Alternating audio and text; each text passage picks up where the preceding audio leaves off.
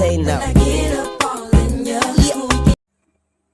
Assalamualaikum warahmatullahi wabarakatuh. Perkenalkan, nama saya Randeka Putri. Di sini saya akan menjawab pertanyaan yang telah diberikan oleh dosen pengampu saya, yaitu Pak Mitra Unik.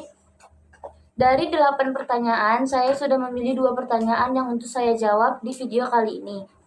Pertanyaan yang pertama, bagaimana kita dapat menemukan keseimbangan antara perlindungan terhadap kebebasan secara online dan kebutuhan untuk mengatur konten demi mencegah penyebaran informasi yang dapat menimbulkan konsekuensi negatif. Di era digital membawa tantangan kompleks dalam menjaga keseimbangan antara perlindungan, kebebasan berbicara, dan upaya untuk mengatur konten daring demi mencegah penyebaran informasi yang dapat menimbulkan konsekuensi negatif terhadap masyarakat dan individu tertentu.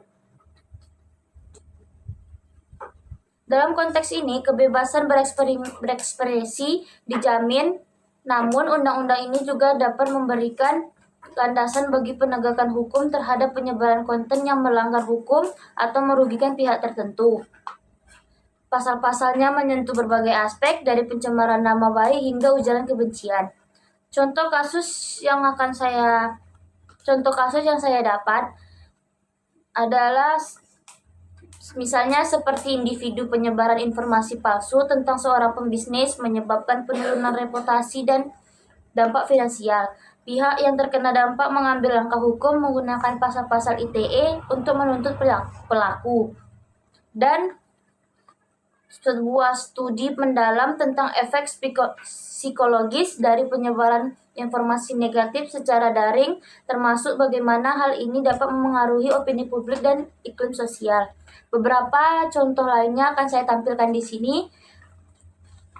Untuk soal yang nomor 2, contohnya. Kritik terhadap Undang-Undang ITE, menurut saya meskipun Undang-Undang ITE memberikan landasan hukum untuk menangani konten negatif, ada kritik yang menyatakan potensi menyalahgunakan untuk menekan kebebasan berbicara. Oleh karena itu, evaluasi berkala dan perubahan undang-undang mungkin diperlukan agar dapat mencapai keseimbangan yang baik.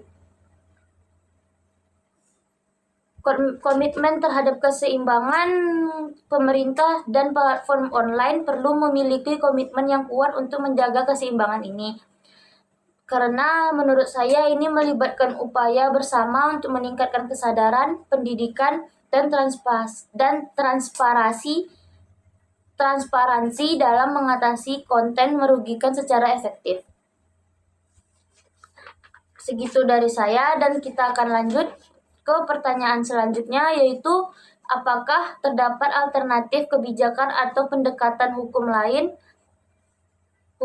yang dapat menjamin keamanan siber tanpa harus membawa implikasi yang signifikan terhadap kebebasan pendapat online. Undang-Undang ITE menyediakan kerangka kerja untuk mengatasi kejahatan siber, tetapi beberapa pasalnya telah menjadi subjek kritik karena potensinya mengancam kebebasan berbicara. Pasal-pasal yang luas seperti pasal 27 dan pasal 28 sering digunakan untuk menuntut individu yang dianggap melanggar norma sosial atau mengkritik pemerintah.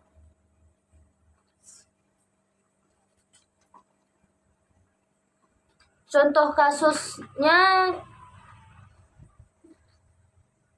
seperti menyalahgunakan Undang-Undang ITE dalam menanggapi kritik atau opini yang tidak sesuai oleh pihak tertentu.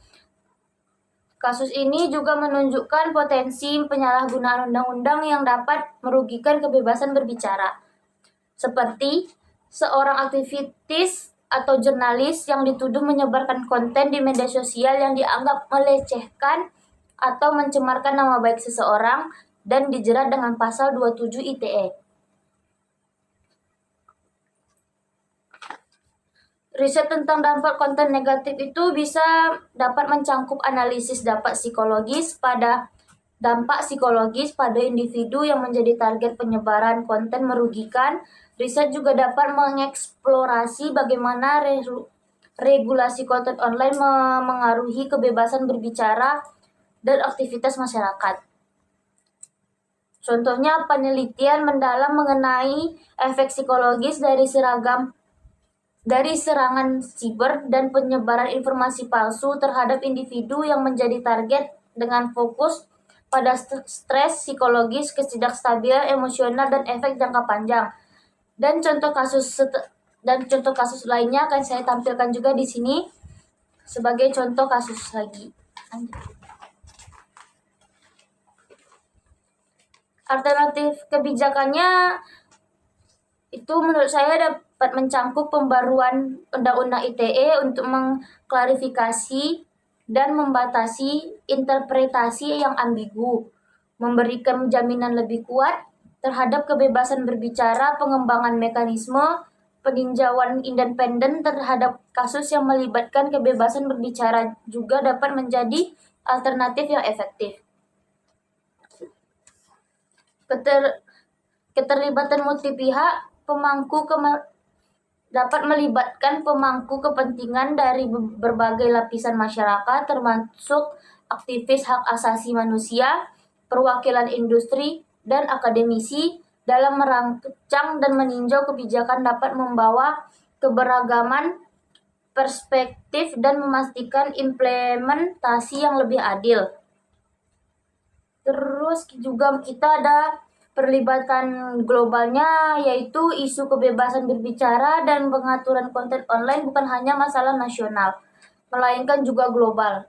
Melibatkan komunitas internasional dalam diskusi dan pengembangan regulasi dapat membantu menciptakan standar global yang lebih seimbang.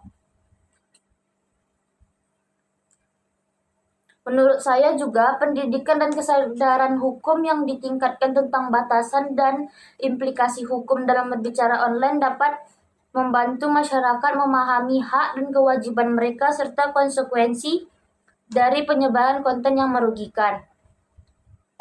Kita juga harus mengevaluasi terus-menerus tentang perluasan riset dan evaluasi berkala terhadap dampak Undang-Undang ITE terhadap kebebasan berbicara, dapat membimbing perbaikan dan penyempurnaan undang-undang untuk mencapai keseimbangan yang baik.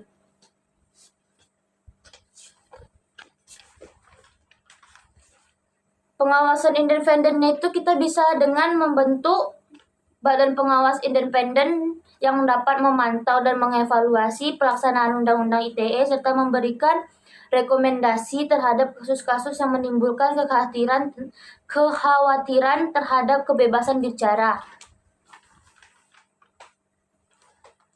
Menurut saya, atau kesimpulan yang saya dapat dari soal ini, keseimbangan antara perlindungan kebebasan berbicara dan pengaturan konten online adalah tantangan, tetapi langkah-langkah seperti klarifikasi undang-undang, keterlibatan multi pihak, dan evaluasi berkala dapat membantu kita menciptakan kebijakan yang lebih seimbang dan sesuai dengan konteks sosial dan digital yang terus-menerus berkembang.